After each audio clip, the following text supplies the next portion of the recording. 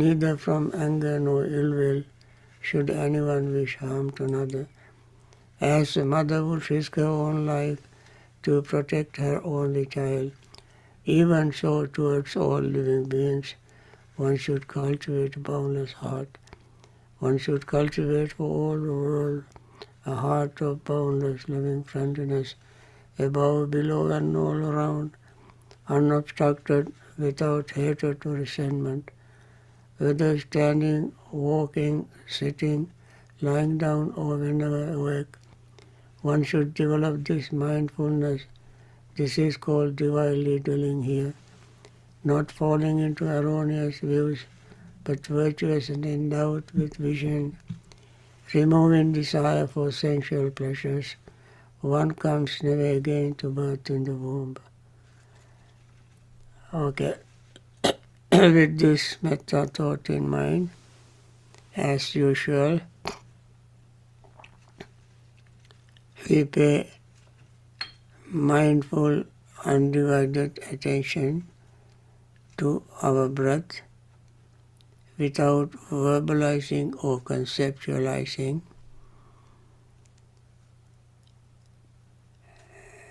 Noticing inhaling as inhaling, exhaling as exhaling. As we breathe in, our lungs expand, lower abdominal area expands. Similarly, as we breathe out, lower abdomen contracts, lungs contract.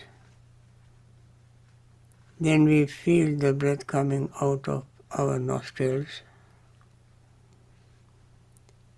This repeats itself over and over again as we breathe in and out. This is pure, simple way that we breathe in and out all the time. Even though we don't notice other times, this moment we pay total mindful attention to this. Then we feel the breath. That is the only way we know that we are breathing. We mentally perceive the breath.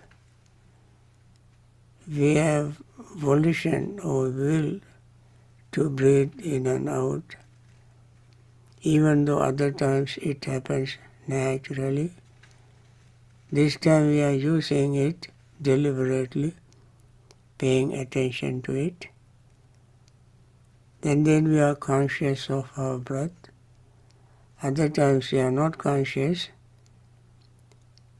So the difference between now and then is that this time we are conscious, we pay deliberate attention, we perceive the breath, we feel the breath.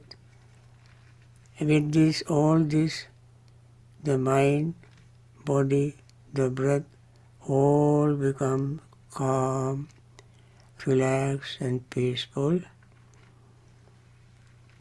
At that state,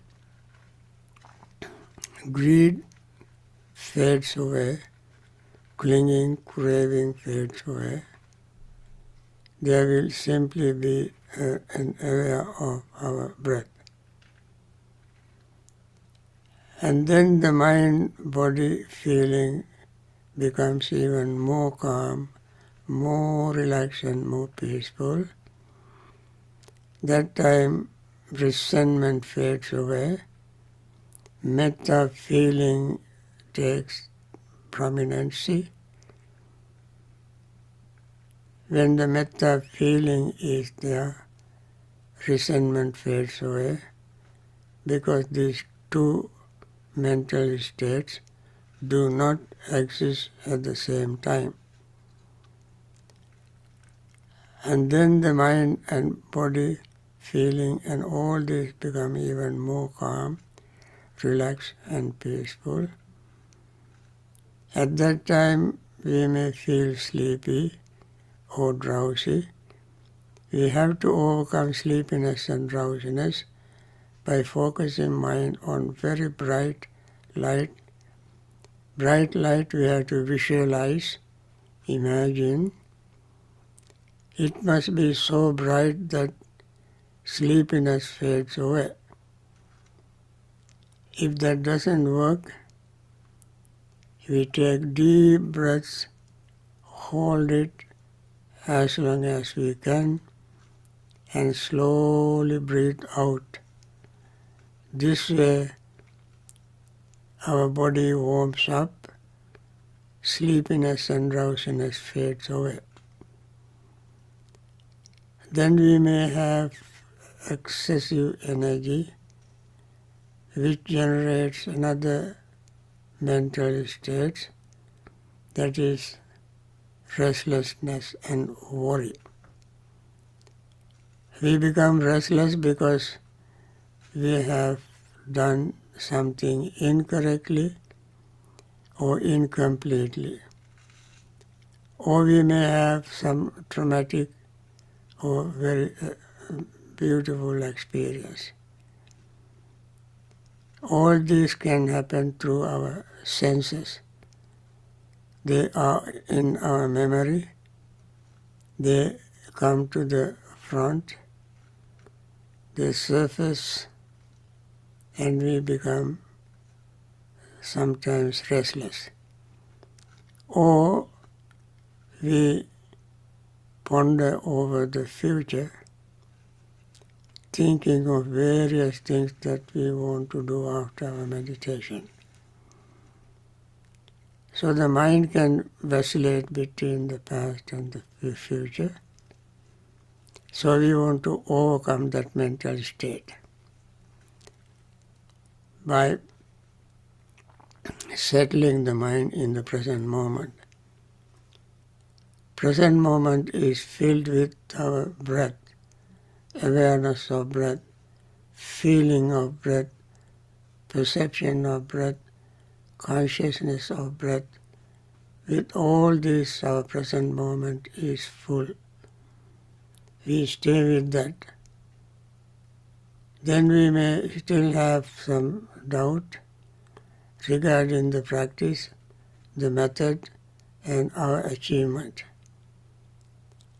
In order to overcome this doubt, we definitely must focus our awareness of the qualities of the Buddha, Dhamma, and Sangha. We know for sure the Buddha attained full enlightenment by following his breath. And he followed the Dhamma, which he eventually made his own teacher. From these experiences, Buddha taught this very effective system of meditation. Following his instructions, many millions of people, including monks, nuns, laymen, laywomen, attain liberation. And we too can follow the Buddha's instructions, advice, to achieve the same goal. And we have overcome already 4 hindrances: greed, resentment, sleepiness and drowsiness, restlessness and worry. All this give us confidence and trust in ourselves. When doubt fades away, all the 5 hindrances fade away from our mind. When hindrances fade away, we feel as if we are free from indebtedness, free from sickness, free from jail, free from slavery, and free from confused, bewildered, desert traveling. When we feel this way, the mind becomes even more calm, relaxed and peaceful, joyful. That leads to happiness. Happiness is another mental state which also is calming, soothing state. Then we gain concentration. This concentration we use for seeing our body, feeling, perceptions, volition and consciousness. When we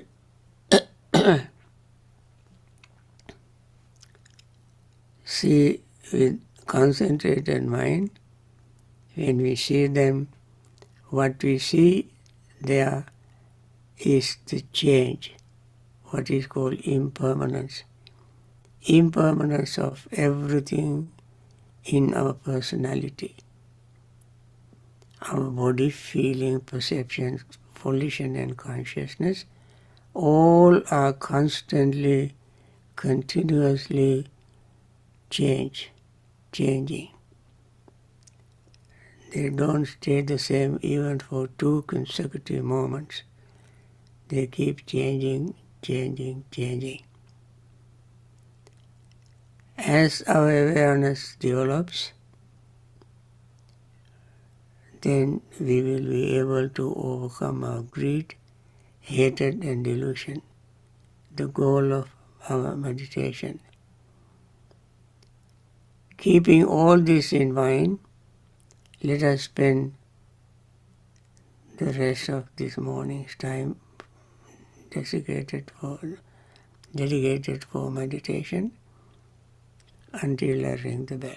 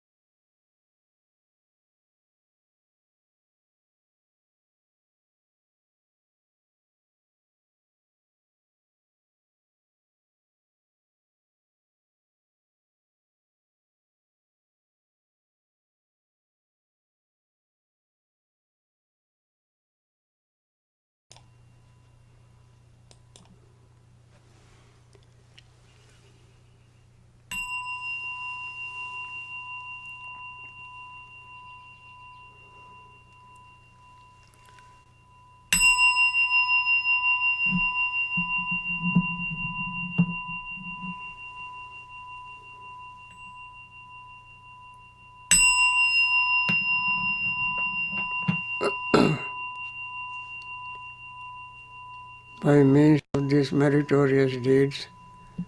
May I never join with the foolish.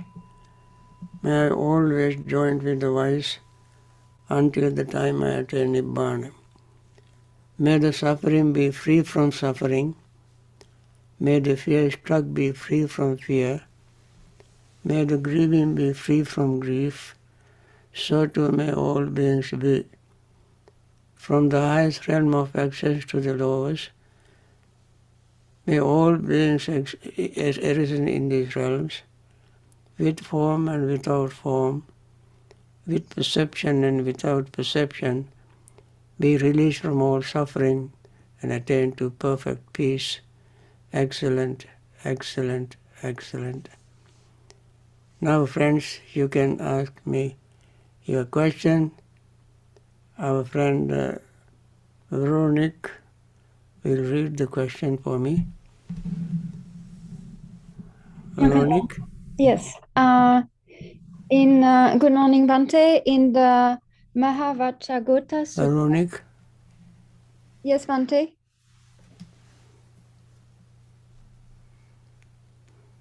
Can you hear me? Can you hear me? You have any question? Yes, we have some questions. Can you hear me? Yeah. Okay. So in the Mahavachagota Sutta, it is stated that lay disciples are wearing white cloth. And what is the meaning, the goal of wearing this white cloth? Does it have anything to do with helping progress in the practice? Could you repeat the question for me? Yes, in one of the suttas, the Mahavachagota Sutta, there is a portion of the sutta that mentions lay disciples wearing white cloth. They're dressed in white. Why are they wearing white?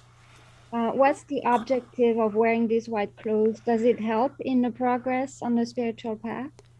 I see. That is, they are called Odata Vasana, meaning those who are wearing white clothes. That indicates the Buddha's lay disciples. They can be people who are observing 8 precepts or even 5 precepts. Normally, lay people, the followers of the Buddha, are called white clothed people, white clothed people who are wearing white clothes.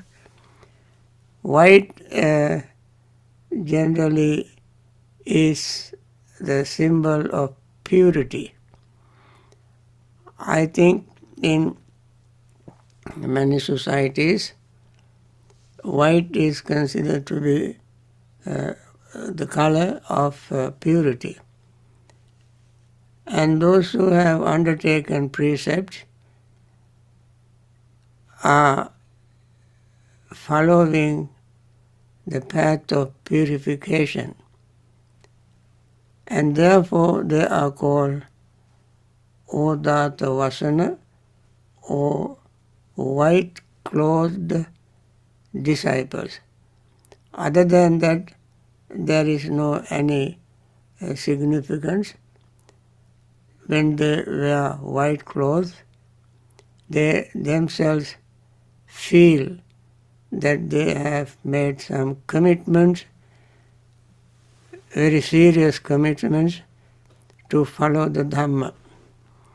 And that is a reminder. When they have this reminder, they try to abstain from doing evil or wrong things, unwholesome things. Like monastics, wearing colored clothes, deep red, yellow, light red, light yellow, burgundy, orange, and so forth, colors. And when they wear these robes, they feel that they are protected from various unwholesome company. They don't feel like going to wrong places, doing wrong things, associating with wrong people, taking drinks, drugs, dancing, singing, and so forth. Those things that common people do, they don't do. And they always think that they are wearing these robes to prevent them from going into those places where lay people behave in a sensual pleasure world, enjoying sensual pleasure. Similarly, those who are wearing white clothes, although they have stepped down position, they also feel that they are protected, they are observing precept, and they want to stay that way without falling into the wrong companies. So that is the purpose of wearing white clothes.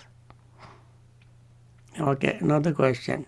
Yes, there is a follow-up to this question about this same sutta, where the Buddha describes disciple that has gone beyond doubt, has become free from perplexity, has gained intrepidity, and become independent of others in the teacher's dispensation.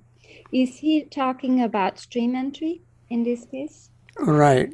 The stream enterer's attributes are mentioned in that. They are Udagga Chitta, Vinivarana Chitta, and they are what you call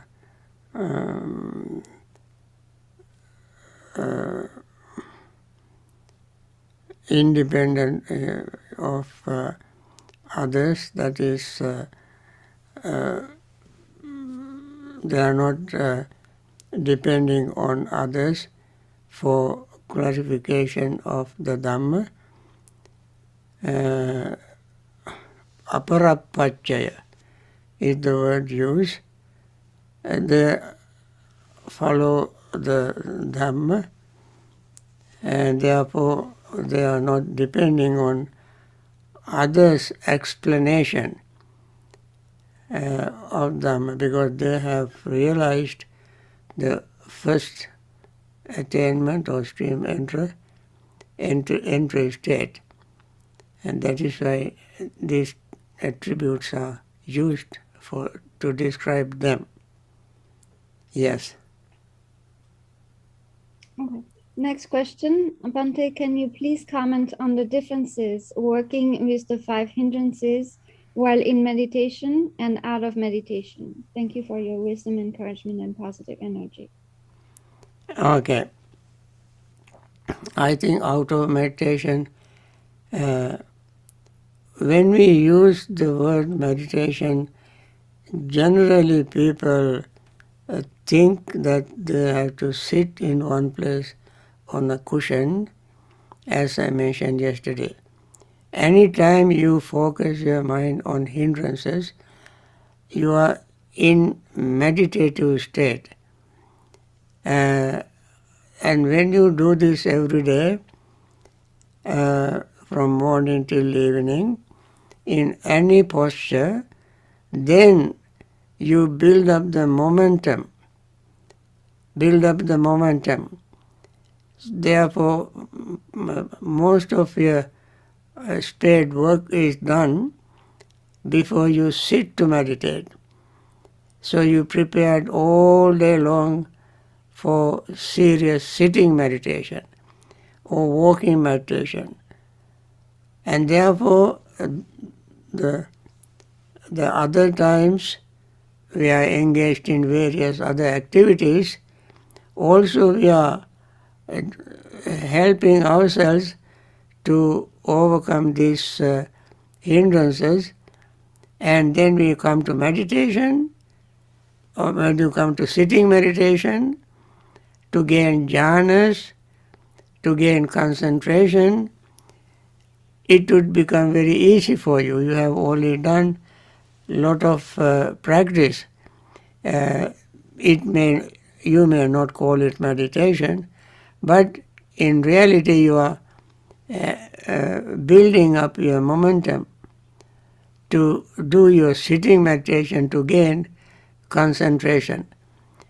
And therefore, that is in a way a sort of meditation. Sometimes we hear very often some scholars who are not sitting in one place to gain concentration.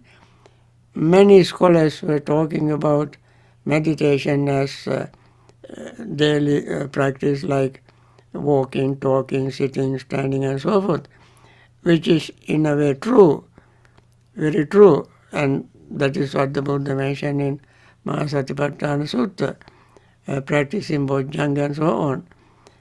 You do that practice not only in sitting but in other situations, in other postures.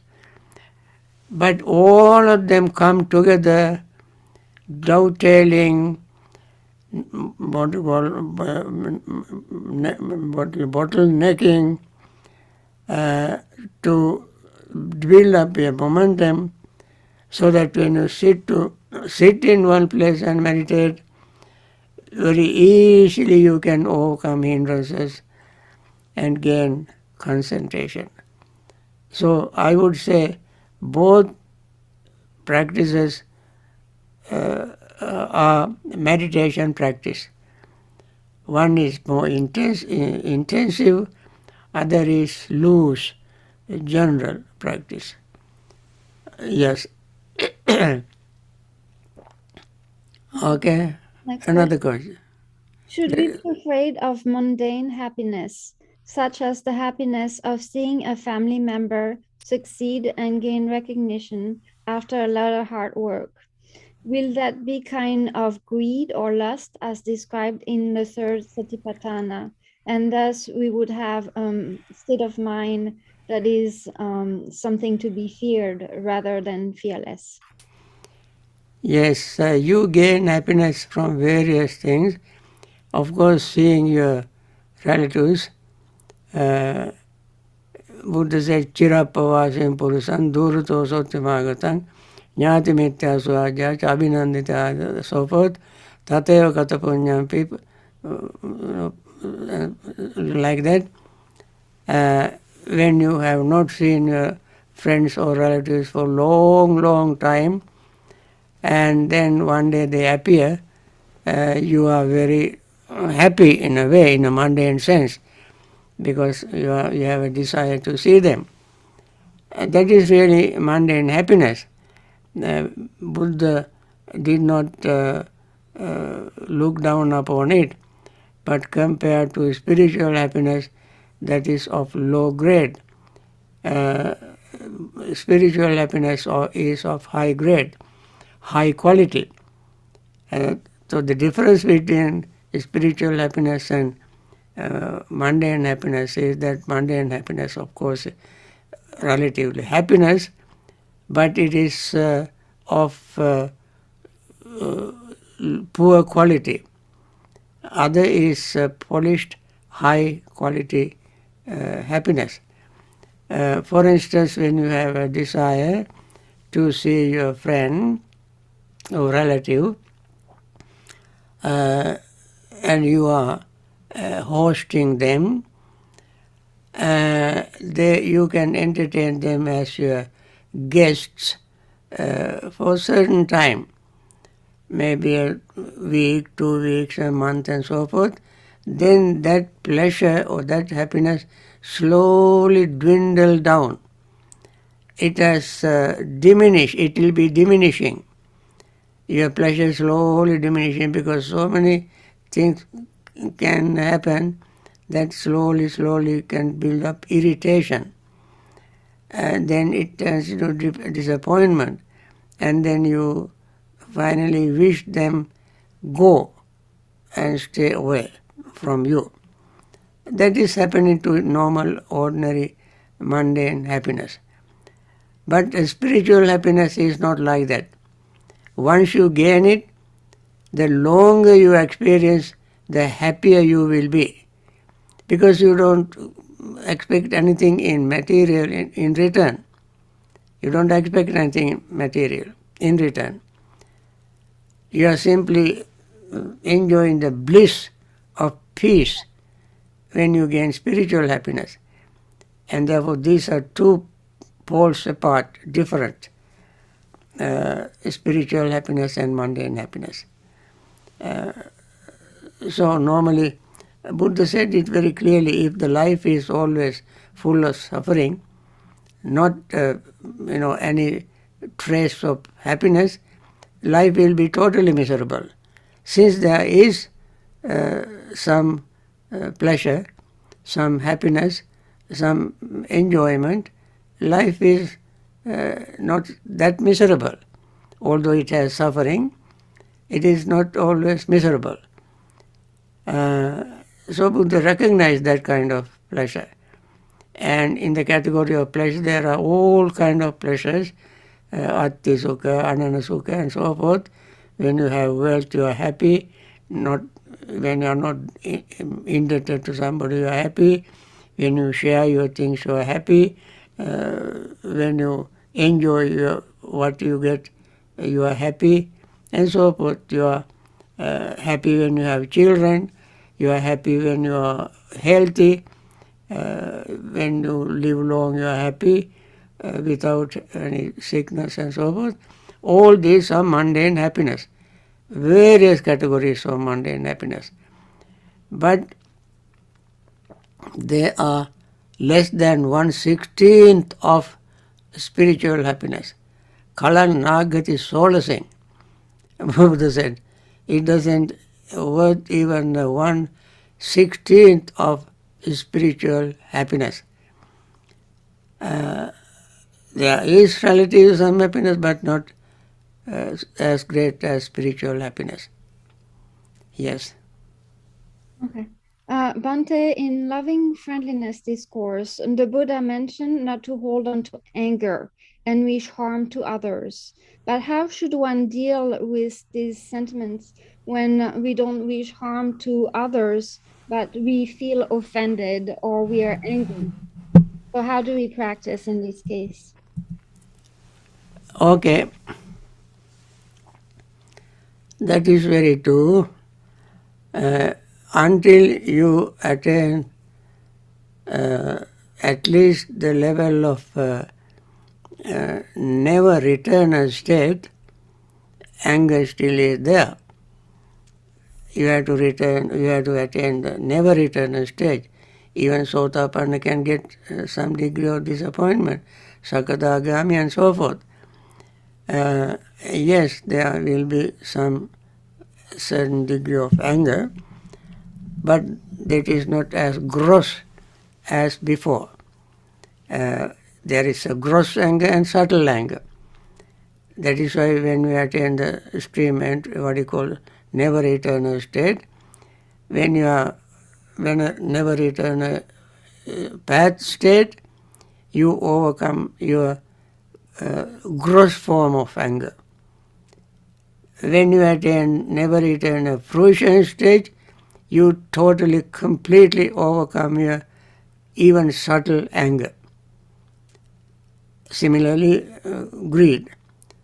So, yes, there is certain degree of anger until you attain never eternal stage. But that anger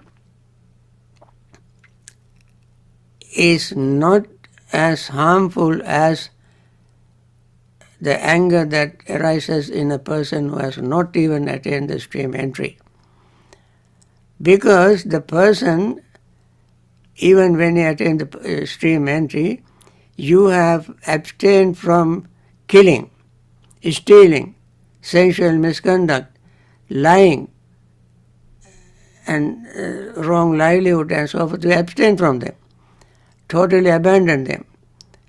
And therefore your anger is not that gross, very subtle, a little disappointment. and immediately you admit it and confess to somebody and commit yourself not to do it again.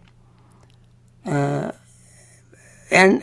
you overcome it very quickly, and you switch on to your metta practice. So your weapon to overcome your anger is your metta. Ordinary people would take much longer time to overcome their anger before they start practicing really deep metta meditation.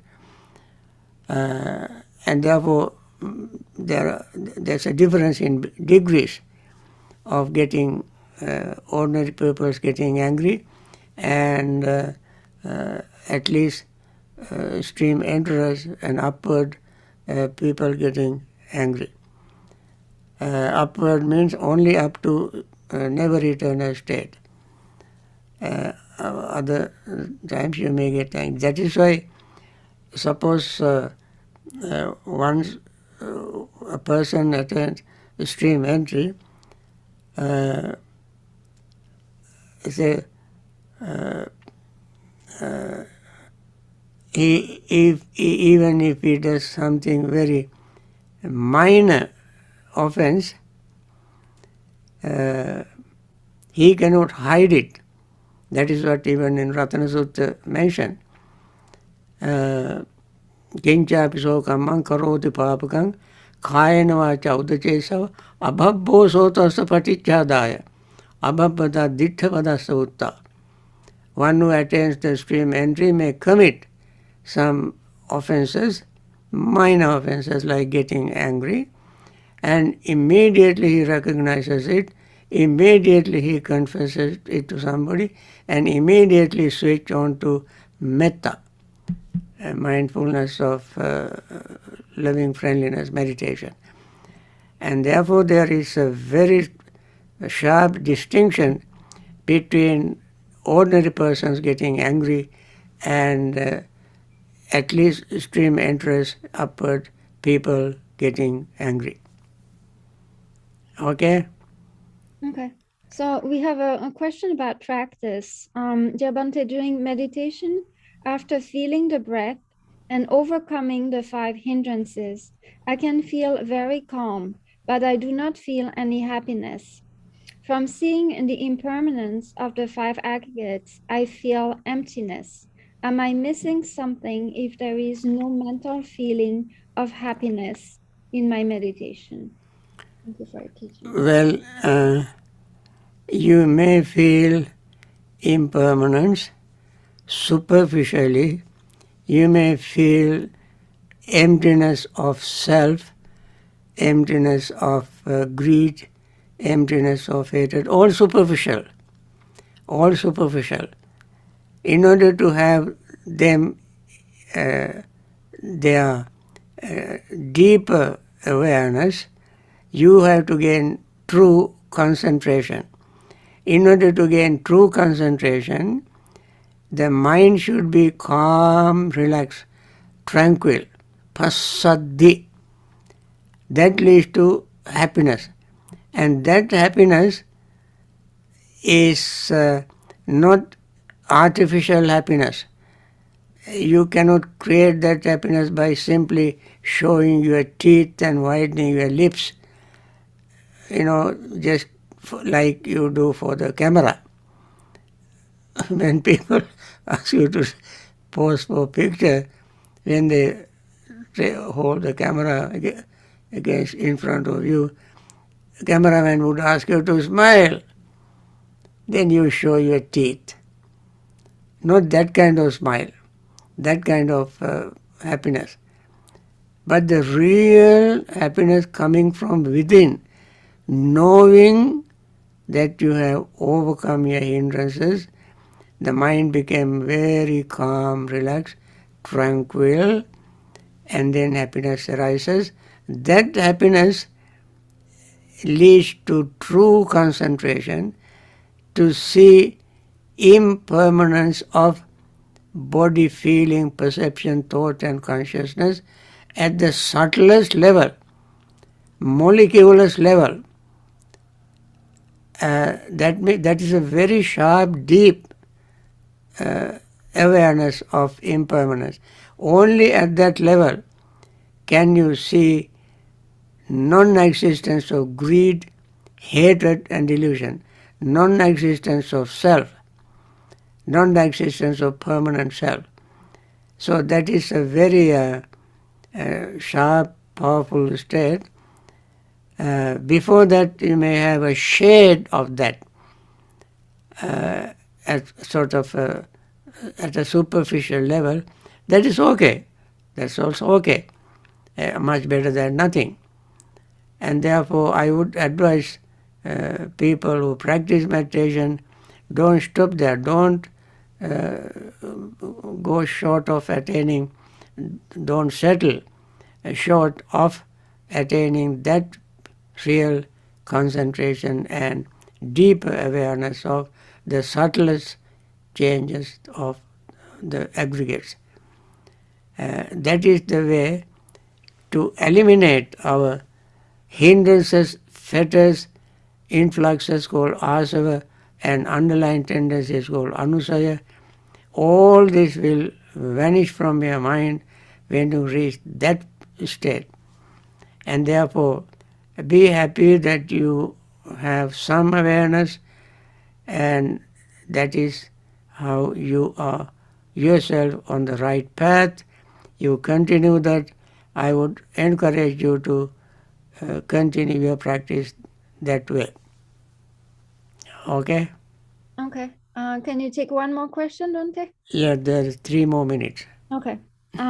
So yesterday you said that one who has greed, hatred, and ignorance in the mind, these kind of people are shameless. To recognize hatred is very easy, but to recognize greed, that is not so easy. To recognize ignorance, it's very difficult for me. Can you please tell us how we can recognize ignorance in the mind more easily? Thank you. Yes, recognizing ignorance, of course, is somewhat difficult for anybody. But ignorance is of what? Ignorance is of what? Ignorance of suffering, ignorance of cause of suffering, ignorance of end of suffering, ignorance of the path leading to the end of suffering. This is called real ignorance. So, and therefore you ask yourself, do I see suffering exactly as it is in all its aspects, the theory and practice, and am I free from suffering, and what is the cause of my suffering? Can I say my suffering or somebody else's suffering? Does suffering arise fortuitously without any cause, independently? No, it arises due to certain conditions and so forth. You see the whole picture of suffering. Then you know that you are free from confusion or ignorance or delusion. And until such time you have delusion, confusion, it is in a way easy to recognize if you know what ignorance is. You have to ask this question yourself and see how clear your mind is with regard to these 4 truths, especially when the mind is confused or ignorant. You are just feeling, peaceful, happy, floating and all these things, but don't see impermanence. Don't see impermanence happening right there. At the very moment you are confused or ignorant, you don't see impermanence happening. That is why underlying tendency of upekha, or neither perception, neither pleasant nor unpleasant state, underlying tendency is ignorance. Therefore, we have to pause and look at what is happening to your breath, your feeling, your perception, your thought, your consciousness, your body.